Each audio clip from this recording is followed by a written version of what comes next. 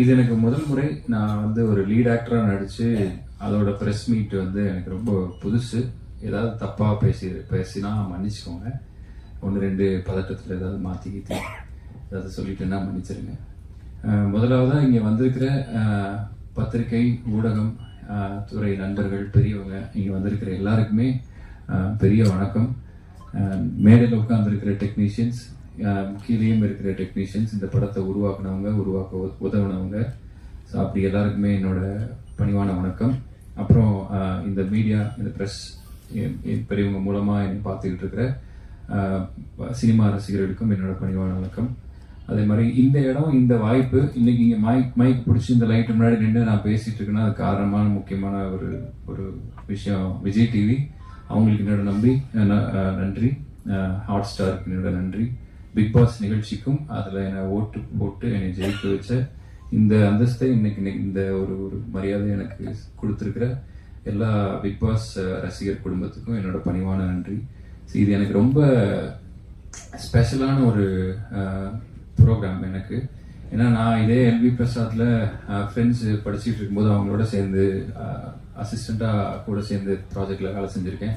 இன்னொன்று அசிஸ்டன்ட் டைரக்டராக இருந்த காலத்தில் என் ஃப்ரெண்ட்ஸ் ப்ரெஸ்ஸில் இருக்கும்போது இதே மாதிரியே வந்து பின்னாடி அவங்களோட வந்து உட்காந்து ஒருத்தர் என்னென்ன பேசுனாங்கன்னு கேட்டுக்கிட்டு இருந்திருக்கேன். எனக்கு நல்லாவே புரியும் உங்களுக்கு நாங்கள் பேசுறது எப்படி இருக்கு அப்படின்றது என்னால் நல்லா புரிஞ்சிக்க முடியும்.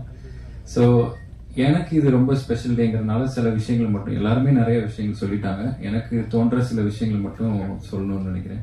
ஸோ அதில் முதல் விஷயம் என்னன்னா, இன்னைக்கு நம்ம வீட்டிலேருந்து கிளம்பி பக்கத்தில் இருக்கக்கூடிய சினிமா தேட்டரில் போய் ஒரு படம் பார்க்கறதுக்கே லேட் ஆகுது. பிளான் பண்ண டைமில் போய் பார்க்க முடியல. அப்போது ஒரு சினிமா தேட்டருக்கு போகிறதுக்கு எவ்வளோ லேட் ஆகும்னு யோசிச்சு பார்த்தா வந்து நான் கொஞ்சம் சீக்கிரமாக இது நடக்குதுன்ற மாதிரி தான் எனக்கு தோணுது. ஸோ இந்த இடத்துல நான் இன்னைக்கு என்னை கொண்டு வந்து விட்டுருக்கிறேன். ஸோ நம்ம ஓட்டு போட்டாலும் சரி, நம்மளை பற்றி எழுதுறது நீங்கள் எல்லாருமா சேர்ந்து தான்.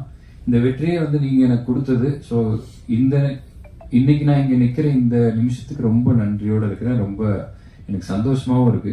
இதை மாதிரியே வாழ்க்கையில வந்து எந்த இடம் கிடைச்சாலும் அந்த நிமிஷத்துல சந்தோஷமா இருக்கணும் அப்படின்றத நான் இங்கே மேனிஃபெஸ்ட் பண்ணிக்கிறேன். மேலும் வந்து இந்த லாயர்ஸ் அண்ட் டாக்டர் கிட்ட எல்லாம் பொய் சொல்லக்கூடாதுன்னு சொல்லுவாங்க. வந்து எனக்கு பர்சனலாக ஒன்று, இந்த ப்ரெசிக்டையும் பொய் சொல்லக்கூடாது அப்படின்றது எனக்கு நான் ஃபாலோ பண்ணணும்னு ட்ரை பண்ணுறேன், நினைக்கிறேன். ஏன்னா எங்கேயாச்சும் ஒன்று சொல்லி வேற எங்கேயாவது ஒன்று சொன்னால் மாட்டி பிடிச்சி ஆட்டி வெளுத்து விட்டுருவாங்க. அதனாலே எனக்கு அதில் கொஞ்சம் பயம் ஜாஸ்தி. ஸோ அதனால உங்ககிட்ட என் மனசில் என்ன இருக்கோ அதை நான் அப்படியே சொல்கிறேன். ஸோ அது வந்து ரொம்ப மேடை அலங்காரத்துக்கு சிலது சேர்த்து சொல்லலாம் கூட, ஏதாவது தப்பாக இருந்தால் மன்னிச்சுக்கோங்க. ஸோ இது வந்து பிக் பாஸை விட்டு வெளியில் வந்தபோது என்னோட மைண்ட் செட் எப்படி இருந்துச்சுன்னா, நான் ஒரு காலத்தில் வாய்ப்பு தேடி இதே இடத்துல அட்ரஸ் கார்த்திக்னு ஒருத்தர் இருப்பார், ஒரு பெரிய 1 கேர் நோட்டில் ஒரு பேப்பரில் எங்கெங்கே ஆடிஷன் நடக்குதுன்னு எழுதி கொடுத்துருப்பாங்க. ஸோ நான் ஒரு 100 ரூபாய்க்கு பெட்ரோல் போட்டுட்டு தெருவா போய் இருக்கிற எல்லா ஆஃபீஸ்லையும் என்னோட ஃபோட்டோஸ்லாம் கொடுத்துருக்கேன். அப்படி இருந்த எனக்கு வந்து பிக் பாஸ்ல ஒரு வெற்றி வந்த பிறகு கதை சொல்றேன் கேட்குறீங்களான்னு சொல்றது வந்து எனக்கெல்லாம் ரொம்ப டூ மச். ஸோ அப்போ ஒரு கதையை கேட்டு அதில் குறை நிறைகள் எல்லாம் சொல்லணும் அப்படின்றது என்னோட இது கிடையாது. வர்ற வாய்ப்பு ஒன்று எனக்கு தேவதை மாதிரி. ஸோ அதனால எந்த தேவதை கை கொடுத்தாலும் அந்த தேவதை கையை இருக்க பிடிச்சிக்கிட்டு அப்படியே வந்துடணுன்றது என்னோட யோசனையா இருந்தது. ஆனா ஏதோ ஒரு விஷயம் பண்ணும்போது நிறைய பேர் இதுக்கு முன்னாடி இதுல அனுபவம் இருந்தவங்க நிறைய விஷயங்களை சொல்லுவாங்க. நீங்க த்ரில்லர் பண்ணுங்க, உங்க கண்ணுக்கு நீங்க வில்லன் பண்ணுங்க, நீங்க வந்து காமெடி பண்ணுங்க, இல்ல நீங்க எது பண்ணுங்கன்னு சொல்லி என்ன பண்றதுன்னு தெரியாம ஒரு 1.5 வருஷம் சுத்தி நானா ஒரு கதை பண்றேன்னு சொல்லி போய் அப்புறம் என் வீட்லயே எனக்கு அடையாளம் தெரியாம மூஞ்சில தாடி கிடியெல்லாம் வளர்ந்து, ஸோ அதுக்கப்புறம் ஒரு சிம்பிளா நம்மளை ரசிகர்களுக்கு எப்படி பிடிக்கும், பாக்குறவங்க நம்ம கிட்ட என்ன எக்ஸ்பெக்ட் பண்றாங்கன்றதை நான் புரிஞ்சுக்கிட்டு அதுக்கு ஏற்ற மாதிரியான ஒரு படம் தான் இந்த படம். ஆனா யாருக்கு பிடிக்கணும் அப்படின்றத நான் நினைச்சுக்கிட்டேங்கன்னா, ஒரு சில பேர் வந்து பியூர் சினிமாவை பண்ணுங்க, சினிமாவில் இருக்கிற ஆளுங்களுக்கு பிடிக்கணும், அப்பதான் வந்து நிற்க முடியும் அப்படின்னாங்க. ஒரு சில பேர் வந்து ஃபேமிலிக்கு பிடிக்கணும், இன்னொரு சில பேர் குழந்தைகளுக்கு கண்டிப்பா பிடிக்கணும். யாருக்கு பிடிக்கும்ன்றது யார் கையிலுமே இல்லை. ஆனா எனக்கு ஒரு ஆசை, இந்த படத்தை வந்து லேடிஸ்க்கு ரொம்ப பிடிக்கும்னு நினைக்கிறேன். இந்த படம் தாய் குலங்களுக்கு ரொம்ப பிடித்த படமா இருக்கும். இந்த பண்பாட்டு ஜான் ரொம்ப சிம்பிளான ஒரு படம், அது ஹம்பிளான ஒரு படம். அண்ட் இந்த படத்துல நிறைய விஷயங்கள் நான் உங்ககிட்ட ஷேர் பண்ணணும், நிறைய சொல்லணும்னு தோணுது. ஆனா இது ஒரு போஸ்டர் லான்ச்ன்றதுனால என்னோட உரையை சுருக்கமா முடிச்சுக்கிறேன். என்னன்னா, இன்னைக்கு நிறைய டெக்னாலஜி வளர்ந்துருச்சு. இப்போ நீங்க என்ன மாதிரியான ஒரு போஸ்டர் வேணும் அப்படின்றதுக்கு ஒரு சின்ன சென்டென்ஸ்ல நீங்க ஏஐக்கு ஒரு ப்ராம்ப்ட் கொடுத்தீங்கன்னா உங்களுக்கு அப்படியே அதை கிரியேட் பண்ணி அல்ட்ரா ரியலா ஏதோ ஒன்று கொடுக்குது. ஸோ ரொம்ப ஈஸியா மாறிக்கிட்டே வர்ற இந்த நேரத்துலையும் கூட கைப்பட வரைகிற ஆர்டிஸ்ட்டை வச்சு ஒரு குதிரையும் ஒரு ஆளு ஒரு அம்பும் அதுல இருக்கிற ரத்தம் பன்னு பட்டர் ஜாமன் எல்லாத்தையும் தனித்தனியா வரைய வச்சு கேரளாவில் எல்லோ டூத் அப்படின்ற ஒரு நிறுவனம் வந்து இன்னைக்கு இந்த ஃபர்ஸ்ட் லுக் வந்து ரொம்ப சிறப்பாக பண்ணியிருக்காங்க. ஸோ அவங்க எங்க இருந்தாலும் அதை பார்த்துட்டு இருந்தீங்கன்னா உங்களுக்கு நாங்கள் ரொம்ப கடமைப்பட்டிருக்கோம். ரொம்ப நன்றி. இதுதான் ஒரு நாய்ஸை கிரியேட் பண்ண போகுது. அண்ட் அவங்கள உள்ள ரோப்பின் பண்ணதுக்கு ரைஸ் அண்ட் ஷைன் சினிமாவாலா நிறுவனம் சதீஷ் மற்றும் துரைக்கு என்னோட பணிவான வணக்கம். ரொம்ப நன்றி. தேங்க்யூ. அண்ட் கடைசியா ஒரு விஷயம், புராண கதைகள் எல்லாம் வந்து மனுஷனோட தலையெழுத்தை வந்து பிரம்மர் எழுதுறாரு அப்படின்னு சொல்லுவாங்க. ஒரு 4 தலை அப்படின்னு சொல்லுவாங்க. ஏன்னா மனுஷனை அவ்வளோ காம்ப்ளிகேட்டடான ஒரு ஆளை உருவாக்குறதுக்கு 4 தலை வேணும். அதே மாதிரி என்ன மாதிரி நடிகர்களை வந்து அவங்களோட தலையெழுத்து எழுதுறதுக்கு ஒரு 4 தலை முக்கியமா இருக்குது. முதல் தலை சினிமாவுக்காக எழுதும் எழுத்தாளர். ஸோ அந்த எழுத்தாளர் இங்க இருக்கார். என்னோட சினிமா வாழ்க்கையின் முதல் பக்கத்தை எழுதின எழுத்தாளர். 2வது தலை அதோட டெக்னீஷியன்ஸ். அவர் ஃப்ரேம்ல எழுதுவாரு. கேமராமேன், மியூசிக் டைரக்டர் வந்து மியூசிக்கல் நோட்ஸ்ல எழுதுவாரு. எடிட்டர் எழுதுனது பூரா கட் பண்ணி எரிஞ்சிருவாரு. அந்த மாதிரி செகண்ட் தலை வந்து டெக்னீஷியன்ஸ். 3வது தலை அப்படின்றது வந்து நீங்க தான். நீங்க எழுதுறது தான் என் தலையில கொஞ்சம் பார்த்து கரெக்ட் பண்ணி நீங்க எழுதுறது. 4வது தலை மக்கள். நீங்க என்ன எழுதுறீங்களோ அதை பார்த்து படிச்சு அவங்க மீண்டும் ஒன்று எழுதுவாங்க. ஸோ கொஞ்சம் பார்த்து செய்யுங்க தலை. Thanks. Thank you. Thank you so much. Hi everyone, thanks for being here.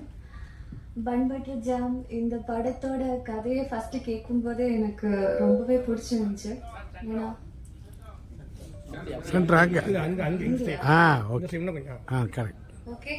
Okay. அப்போ சில படத்தோட கதைகள் கேட்கும்போது ஓகே கதை நல்லா இருக்கா கேரக்டர் நல்லா இருக்கா அதை பார்த்து தான் பண்ணுவோம். ஸோ பட் இந்த படத்தோட கதையை ராகவ் சார் சொல்லும்போது என் லைஃபோட நிறைய விஷயத்தோட கனெக்டாக இருந்துச்சு. நான் அப்போவே சொன்னேன், சார் எனக்கு இந்த படம் நிறைய கனெக்டாக இருக்கு. ஸோ நான் இந்த கதைக்கு ஆக்டாக இருந்துச்சுன்னா கண்டிப்பாக பண்ணணும்னு ஆசைப்படுறேன்னு சொன்னேன். ஸோ கொஞ்சம் டேஸ்க்கு அப்புறம் அவங்க வந்து லைக் செலக்டட்னு சொன்னாங்க. அப்போது ரொம்ப ஹாப்பியாக இருந்துச்சு. ஏன்னா நம்மளுக்கு கனெக்ட் ஆகிற மாதிரி ஒரு படம் பண்ணுறது ரொம்ப பெரிய விஷயம். ஸோ அந்த விதத்தில் thank you so much Raghav sir for selecting me for this project. He is a good friend of mind. அப்புறம் Suresh sir, thank you so much Suresh sir. அவர் இங்கே இல்லை, but we all miss you sir. இந்த மாதிரி ஒரு பியூட்டிஃபுல்லான படம் நீங்கள் எடுத்ததுனால ரொம்ப ரொம்ப தேங்க்யூ ஸோ மச். அப்புறம் சதீஷ் சார், அவரால் தான் இந்த படம் வந்து இந்த அளவுக்கு வந்திருக்கு. So thank you Satish. And comes to Raju, உண்மையிலே சொல்கிறவங்க கூட ஒர்க் பண்ணுறது ரொம்ப ஹாப்பியாக இருந்துச்சு. Actually truly amazing. என்ன சொல்றது, எப்பவுமே அவர் அந்த கேரக்டராகவே இருப்பாங்க. அவங்க உண்மையிலே இந்த கேரக்டரா வேற என்ன கேரக்டர்னு எனக்கு தெரியல, பட் அவங்க படத்துல என்ன கேரக்டரோ அதே மாதிரி வாழ்ந்துட்டே இருந்தாங்க படத்துல. So it was amazing working with you sir. And இந்த படத்தோட கேமராமேன் பாபு சார் எங்களை எல்லாருமே ரொம்ப பியூட்டிஃபுல்லாக காட்டியிருந்தாங்க. Thank you sir, thank you so much. அப்புறம் இந்த படத்துல வந்து ஒரு வைப்ரண்டான ஒரு காஸ்ட் இருக்கு. பவ்யா, மைக்கேல், அப்புறம் Saranya ma'am, Devadarshini ma'am, Charles sir, அப்படி சொல்லிட்டு எல்லாருமே அவங்கவுங்க கேரக்டர் ரொம்ப பியூட்டிஃபுல்லாக பண்ணியிருந்தாங்க. அப்புறம் big thanks to the entire crew of PBJ, managers Bharathi sir, Ganesh sir, and the technicians, ADs, Guru அண்ணா, எல்லாருக்குமே ரொம்ப தேங்க்ஸ். அப்புறம் இந்த படம் கூடிய சீக்கிரமே தியேட்டரில் வருவாங்க. நீங்கள் எல்லாருமே சப்போர்ட் தேவை. கண்டிப்பாக சப்போர்ட் பண்ணுங்கள். Thank you so much.